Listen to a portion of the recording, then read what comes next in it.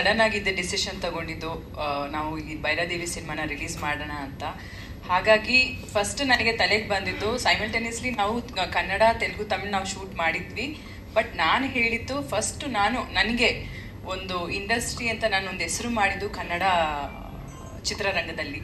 ಹಾಗಾಗಿ ಫಸ್ಟ್ ಕನ್ನಡ ಸಿನಿಮಾನ ರಿಲೀಸ್ ಮಾಡೋಣ, ಆದ ನಂತರ ತೆಲುಗು ತಮಿಳು ಏನಿದೆ ಅದನ್ನ ಪ್ಲಾನ್ ಮಾಡೋಣ ಅಂತ ಹೇಳಿದೆ. ಯಾಕಂದ್ರೆ ನಮ್ಮ ಚಿತ್ರರಂಗನ, ನಮ್ಮ ನಾಡನ್ನ, ನಮ್ಮ ಭಾಷೆನ ಯಾವತ್ತೂ ಮರೆಯೋಕ್ಕಾಗಲ್ಲ. ಸೊ ಫಸ್ಟ್ ಭೈರಾದೇವಿನ ಕನ್ನಡದಲ್ಲಿ ರಿಲೀಸ್ ಮಾಡಿ ನಂತರ ತೆಲುಗು ತಮಿಳು ಪ್ಲಾನ್ ಮಾಡ್ತಾ ಇದ್ದೀವಿ.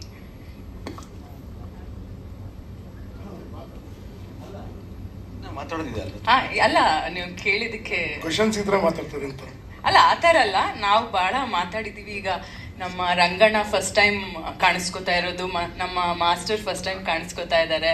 ರಂಗಣ್ಣ ಅಂದ್ರೆ ನಿಮ್ಗೆ ಗೊತ್ತಿರ್ಬೋದು, ಅವ್ರಿದ್ರೆ ಆ ನಗುಗಲ್ಲಿ ಬರಾನೇ ಇರೋದಿಲ್ಲ. ಅದರಲ್ಲೂ ನನಗೆ ಅದು ಭಂಗಿ ಸೇದೋದು ಹೇಳ್ಕೊಟ್ಟು ಗುರುಗಳವರು ನನಗೆ.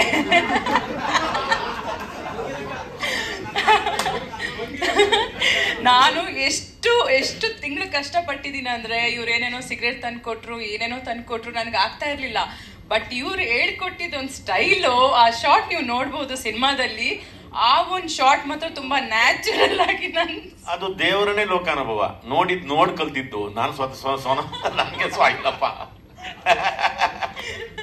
ಇದು ಪಾಪ ಅವರು ಆ ಒಂದು ಎಲ್ಲಿ ಅದು ಇದ್ರಲ್ಲಿ ಯಾಣದಲ್ಲಿ ಮಾಡ್ಬೇಕಾದ್ರೆ ಒಂದ್ಸರಿ ಎಳೆದ್ರು ಬರ್ಲಿಲ್ಲ, ಈ ಕುದ್ಗೆಲ್ಲ ಸ್ಲಿಮ್ ಆಗ್ಬಿಡ್ತು ಅಂದ್ಬಿಟ್ಟು ಒಂದು 3 ಸಿಗರೇಟ್ ಇಟ್ಕೊಂಡ್ರೆ ಸರಿ ಎಳೆದ್ಬಿಟ್ರು. ಆಮೇಲೆ ಅಯ್ಯಯ್ಯೋ ಇದ್ರಲ್ಲಿ ದಿಮ್ಮಂತಿದೆ, ಮತ್ತೆ ಸಿಗರೇಟ್ ದಿಮ್ಮಂತಿದ್ದೇನಂತ. ಹಾಗೆ ನನ್ನ ಗುರುಗಳು ನೀವು ಆ ವಿಷಯದಲ್ಲಿ, ರಂಗಣ್ಣ.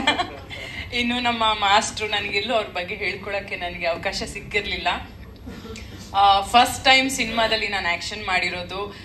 ಪಾಪ ಅವ್ರು ನನಗೆ ಬಹಳಷ್ಟು ರಿಹರ್ಸಲ್ ಕೊಡುವಾಗ ಹೇಳಿದ್ರು ನನಗೆ, ದಯವಿಟ್ಟು ನೀವೊಬ್ಬರೇ ರಿಹರ್ಸಲ್ ಮಾಡಕ್ ಹೋಗ್ಬೇಡಿ, ನಾನು ಅಸಿಸ್ಟೆಂಟ್ ಅಣ್ಣ ಕಳಿಸ್ತೀನಿ, ಇಲ್ಲ ನಾನು ಬರ್ತೀನಿ ಅಂತ.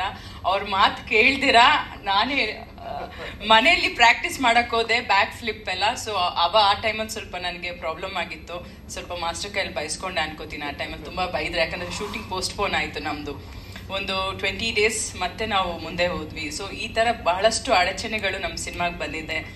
ಇನ್ನು ಮಾಸ್ಟರ್ ತುಂಬಾ ಚೆನ್ನಾಗಿ ನನ್ನ ಹತ್ರ ಫೈಟ್ ಮಾಡಿಸಿದ್ದೀರಾ, ಥ್ಯಾಂಕ್ ಯು ಸೋ ಮಚ್ ನಿಮ್ಗೆ. ಇನ್ನು ನಮ್ಮ